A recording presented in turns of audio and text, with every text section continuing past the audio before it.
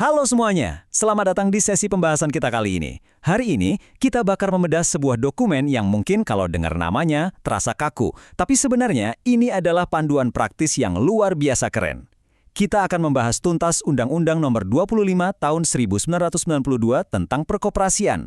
Anggap saja sesi ini sebagai cetak biru arsitektur, langkah demi langkah untuk membangun sebuah demokrasi ekonomi dari nol. Saya super antusias membahas ini karena kita bakal melihat langsung gimana sih hukum menstrukturkan kekuatan ekonomi supaya benar-benar ada di tangan masyarakat. Coba bayangkan ini sejenak. Pernah nggak sih Anda kepikiran atau pengen banget membangun sebuah bisnis di mana penggunanya atau pelanggannya adalah pihak yang benar-benar memegang kekuasaan? Di struktur perusahaan tradisional yang biasa kita lihat, kekuasaan dan keuntungan itu kan biasanya ngalir ke atas ya, ke sekelompok kecil pemegang saham. Nah, model koperasi ini benar-benar membalikan konsep tersebut. Ini adalah solusi bisnis yang super demokratis dan memberdayakan. Setiap suara punya bobot yang sama dan kesejahteraan bersama jadi tujuan utama. Keren banget kan? Oke, langsung saja kita mulai. Di sesi ini, kita bakal membedah 5 hal utama. Mulai dari fondasi ekonomi kekeluargaan, apa saja syarat bikin koperasi baru, hak dan kewajiban anggota, 3 pilar organisasi koperasi, sampai dari mana sumber modal usahanya berasal. Kita masuk ke bagian pertama, fondasi ekonomi kekeluargaan. Ibaratnya, ini adalah tahap membangun dasar bangunannya. Sama kayak bangun rumah, kita butuh paku bumi yang kuat. Koperasi di Indonesia itu bukan cuma sekedar tren bisnis sesaat yang lagi viral. Koperasi secara resmi punya landasan kuat pada Pancasila dan Undang-Undang Dasar 1945. Kalau kita lihat pasal 2 Undang-Undang ini, dengan tegas disebut kalau koperasi berdasar atas asas kekeluargaan. Artinya apa? Secara konstitusional, koperasi itu memang diakui sebagai sokoguru alias pilar penyangga utama perekonomian nasional kita, yang dari awal memang didesain untuk bekerja secara kolektif, bukan individualis. Nah, kita pelan-pelan sedikit di sini biar paham esensinya. Berdasarkan pasal 1, koperasi didefinisikan sebagai badan usaha yang anggotanya orang seorang atau badan hukum koperasi. Mereka melandaskan kegiatannya pada prinsip koperasi, sekaligus jadi gerakan ekonomi rakyat berdasar asas kekeluargaan. Konsep yang paling bikin merinding alias revolusioner di sini adalah pelanggan atau pengguna jasa yang mereka itulah pemiliknya. Gak ada tuh garis batas antara siapa yang dilayani dan siapa bosnya. Semuanya jadi satu. Lanjut ke bagian kedua, syarat membentuk koperasi baru. Mari kita kumpulkan para pendirinya.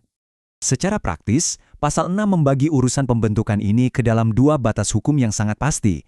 Kalau Anda dan komunitas Anda mau mulai benar-benar dari nol, Anda membentuk yang namanya koperasi primer, dan ini butuh minimal 20 orang individu. Tapi, kalau misalnya Anda udah punya beberapa koperasi dan pengen bikin jaringan yang jauh lebih besar lagi, Anda membentuk koperasi sekunder. Syaratnya, minimal 3 badan koperasi harus bergabung. Sangat terstruktur dan jelaskan aturannya? Sekarang masuk ke bagian ketiga, hak dan kewajiban anggota. Waktunya bahas aturan main di dalam rumah kita. Berdasarkan pasal 20, kita omongin soal kewajiban dulu ya.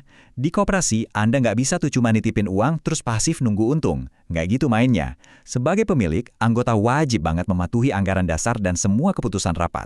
Yang paling krusial, wajib berpartisipasi aktif dalam kegiatan usaha koperasi. Partisipasi aktif inilah lem perekat utamanya.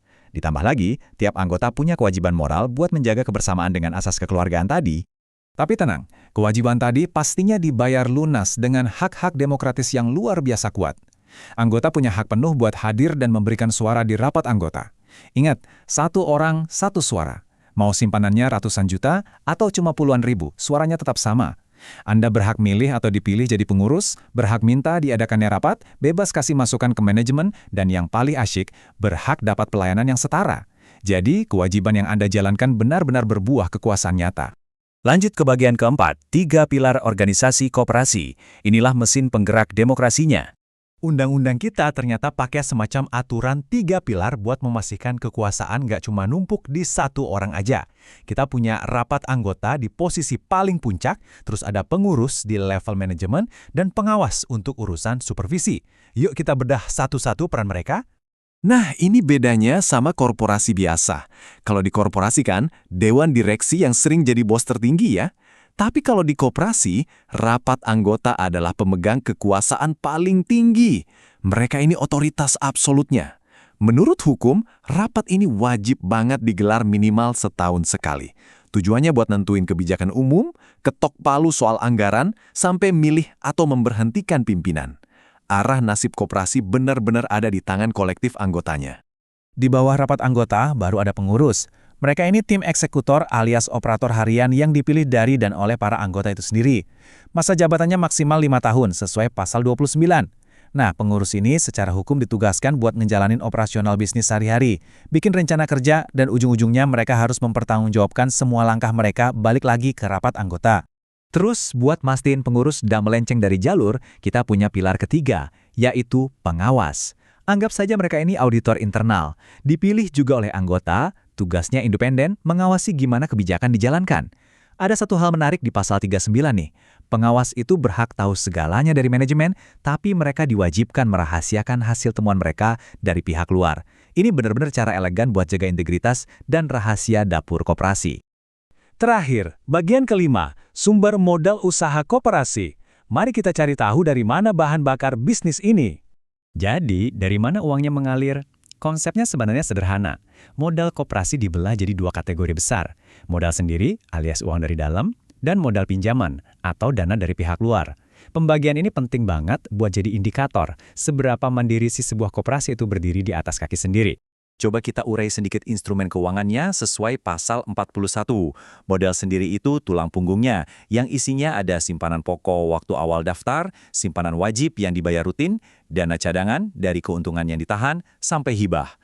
Tapi, kalau koperasi mau ngegas alias ekspansi, mereka bisa pakai modal pinjaman, dan ini bisa datang dari anggota, koperasi lain, pinjam ke bank, atau bahkan lewat penerbitan obligasi dan surat utang.